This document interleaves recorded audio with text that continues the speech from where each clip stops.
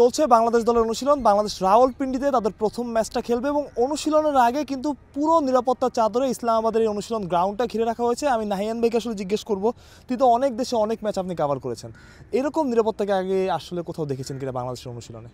খুব সঙ্গত কারণেই কিন্তু প্রত্যয় পাকিস্তানের নিরাপত্তা ব্যবস্থাটা একটু বেশি থাকবে, খুব স্বাভাবিক, এবং সেটাই কিন্তু করা হয়েছে। দারুণ শহর কিন্তু ইসলামাবাদ, প্রথমবারের মতো পাকিস্তানে এসেছি আমরা অনেকেই, মানে ম্যাক্সিমামই কিন্তু প্রথমবার এসেছি। বাট এখানকার ওয়েদার, এখানকার যে শহরের সৌন্দর্য, সব কিছু দেখে কিন্তু এক কথায় মুগ্ধ।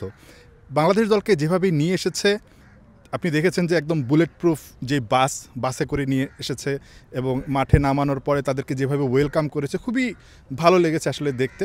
এখানে খুব স্বাভাবিকভাবে প্রত্যেকটা দলের নিরাপত্তা কিন্তু জোরদার করার খুব যৌক্তিক কারণ আছে, আপনারা জানেনই, মানে এটা আসলে পেছনের দিকে আর গল্প বলার দরকার নেই। বাট যেভাবে নিয়ে আসা হয়েছে আমার কাছে মনে হয়েছে যথেষ্ট পরিমাণে নিরাপত্তা দেওয়া হয়েছে, এবং যেখানে যেই পরিবেশে আসলে বাংলাদেশ দল প্র্যাকটিস করেছে বা করছে সেটাও কিন্তু দারুণ একটা পরিবেশ, একেবারে সিকিউরড একটা কী বলবো এনভায়রনমেন্টে কিন্তু বাংলাদেশকে প্র্যাকটিস করতে দেওয়া হয়েছে। কোনো ক্রিকেটারদের মধ্যে কিন্তু আসলে কোনো ভয় নেই। মুশফিকুর রহিমকে আপনারা দেখেছেন যে এর আগে যখন 2000 খুব সম্ভবত 20 বা 21-এ বোধহয় যখন বাংলাদেশ সফরে আসে, নিরাপত্তার কারণে কিন্তু মুশফিকুর রহিম নিজেও আসেননি। আজকে মুশফিকুর রহিমকে দেখলাম খুব সুন্দরভাবে, খুব ফ্রিভাবে আসলে তিনি প্র্যাকটিসে নেমেছেন, প্র্যাকটিস করছেন নির্ভর একদম, মানে ওই নিরাপত্তাজনিত যেই টেনশনটা, সেই টেনশনটা কিন্তু কারো মধ্যে নেই। আইসিসি ইভেন্ট, সেটার জন্য বাড়তি একটা নিরাপত্তা ব্যবস্থা নেওয়া হয়েছে। পাশাপাশি যেখানে যেখানে আসলে সবজি খেয়ে মনে বাজে তালি, কি মিশিয়েছো পুরো বাটি খালি, রাঁধুনি শাক মিশালি, রাঁধুনি শাক মিশালি, স্বাদ হবে দুর্দান্ত। নিরাপত্তা জোরদার করা দরকার। আপনারা জানেন আজকে যখন আমরা এই ভেন্যুতে, প্র্যাকটিস ভেন্যুতে প্রবেশ করি, তখন দেখেছেন কয় স্তরের নিরাপত্তা আসলে আপনি পার হয়ে তারপরে ঢুকতে পেরেছেন। অনেকের কার্ড ছিল না, তাদেরকে আটকে দেওয়া হয়েছে। সো নিরাপত্তা নিয়ে আমার কাছে মনে হয় না যে কোনো ধরনের সংশয় আছে বা শঙ্কা আছে।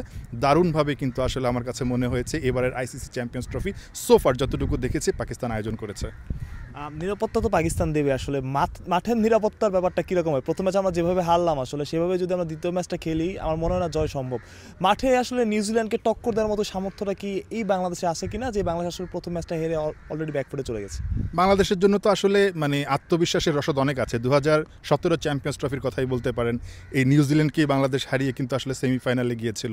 সেখানে মাহমুদুল্লাহ রিয়াদ, যিনি কিন্তু এই দলে আছেন, ইনজুরির সংখ্যা ছিল, কিন্তু আজকে দেখলাম যে খুব মোটামুটি আগের চাইতে অনেক ভালো ব্যাট ঘুরাচ্ছেন, বড় বড় শট, রেঞ্জ হিটিং যেটাকে বলে সেটা করছেন, সবার সঙ্গে দৌড়েছেন, রানিং সেটাও করেছেন। মাহমুদুল্লাহ রিয়াদকেও অনেক ওকে মনে হয়েছে।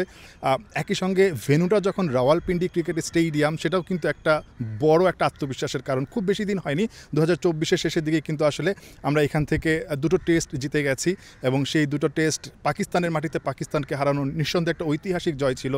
এই ভেন্যুতে মিরাজ ভালো বোলিং করেছেন, হাসান মাহমুদ নেই, বাট হাসান মাহমুদ নিশ্চয়ই দলের সঙ্গে আছেন, তিনিও দেখলে তারাও ভাল লাগবে, যদিও তিনি খেলছেন না। মুশফিকুর রহিম 191, তিনি ফর্মে নেই। আজকে এই ভেন্যুর যেই অনার্স বোর্ড, সেই অনার্স বোর্ডের নামটা দেখছিলাম মুশফিকুর রহিমের, খুব বেশি ভাল লাগছিল আসলে, এবং মনে হচ্ছে যে মুশফিকুর রহিম অন্তত এখান থেকে তার ওই কীর্তিগুলোর কথা মনে করে হলেও হয়তো বা তিনি ফর্মে ফিরতে পারেন। নাহিদ রানা খুব ভালো বোলিং করেছিলেন, নিশ্চয়ই মনে আছে। আমার কাছে মনে হয় নাহিদ রানাকে বেস্ট 11-এ এই ম্যাচটাতে বাংলাদেশ খেলানোর একটা সুযোগ দিবে। সব কিছু মিলে আত্মবিশ্বাসের অনেক রসদ কিন্তু আসলে প্রত্যয় আছে যখন ভেন্যুটা রাওয়ালপিন্ডি। আমার কাছে মনে হয় বাংলাদেশের সেমিফাইনালের ইকুয়েশন শেষ হয়ে যায়নি, এখনও 2টা ম্যাচ স্টিল বাকি আছে। সো সব কিছু মিলে বাংলাদেশের চান্স আমি মনে করি এখনও ভালো আছে। বাট নিউজিল্যান্ড অনেক শক্তিশালী দল, সেটা তারা পাকিস্তানের বিপক্ষে দেখিয়ে দিয়েছে। বাট বাংলাদেশ ওই যে নিজেদের সেরাটা যেদিন খেলবে, আমার কাছে মনে হয় বাংলাদেশ আসলে নিউজিল্যান্ডের মতো দলকেও হারানোর সামর্থ্য রাখে। হ্যাঁ, একদম শেষ প্রশ্ন, আসলে দলে কোনো পরিবর্তন দেখছেন কিনা বা কোনো পরিবর্তনের সম্ভাবনা আছে কিনা? এখানে একটা মধুর সমস্যায় কিন্তু আসলে টিম ম্যানেজমেন্ট পড়ে যাবে আমার কাছে মনে হচ্ছে। সেটা হচ্ছে তাওহিদ হৃদয় রান পেয়েছে, একই সঙ্গে জাকের আলী অনেক রান করেছে। মাহমুদুল্লাহ রিয়াদ যখন আসলে মানে ব্যাক করবে বা ব্যাক করারই কথা, যেভাবে দেখলাম প্র্যাকটিস করছে, তখন আসলে কাকে বাদ দেওয়া হবে? তার ভাইরা ভাই যাকে বলা হয় আসলে মুশফিকুর রহিম, তিনি কি বাদ পড়বেন? এটা একটা বড় ব্যাপার। কিন্তু মুশফিক কিন্তু আসলে কোনো ধরনের ভালো ফর্মে নেই, ভালো কোনো স্মৃতি তার সাম্প্রতিক সময় কিন্তু নেই। সো মুশফিকুর রহিমকে নিয়ে একটু ডাউট আছে। এখন মাহমুদুল্লাহ রিয়াদকে যদি জায়গা করে দিতে হয়, আমার কাছে মনে হয় এখানটা একটা চেঞ্জ আসতেই পারে। আবার জাকের এবং হৃদয় যেভাবে খেলেছে, তাদেরকে বাদ দেওয়াটা আসলে যৌক্তিক হবে না। আবার বোলিং ডিপার্টমেন্টে আমার কাছে মনে হচ্ছে নাহিদ রানাকে খেলানোটা যৌক্তিক হবে এবং ওই রিস্কটা আমার কাছে মনে হয় টিম ম্যানেজমেন্ট নিবে, কারণ ম্যাচ তো আর দুটো আছে। যদি গ্রুপ পর্বের কথা চিন্তা করেন, নাহিদ রানাকে নিয়ে কিন্তু প্রত্যেকটা টিমে আলাদা করে হোমওয়ার্ক করে তারপরে আসছে এবং চিন্তা করছে যে আসলে তাদের জন্য থ্রেট হতে পারে। রাওয়ালপিন্ডির উইকেটে আমার কাছে মনে হয় নাহিদ রানাকে খেলানোর একটা রিস্ক টিম ম্যানেজমেন্ট নিতে পারে। নাহিয়ান ভাই যেটা বলছিলেন, আসলে নিরাপত্তা নিয়ে হয়তো বা তেমন কোনো শঙ্কা নাই, তবে মাঠের পারফরমেন্স নিয়ে কিন্তু আসলে শঙ্কা থেকেই যাচ্ছে। দলে একাধিক পরিবর্তনের সম্ভাবনা আছে, নাহিদ রানা ফিরতে পারেন, রিয়াদ ফিরতে পারেন, সেক্ষেত্রে আসলে বাদ কে পড়বে সেটাই এখন বড় প্রশ্ন। মানুষ প্রত্যয়, বিডি ক্রিক টাইম।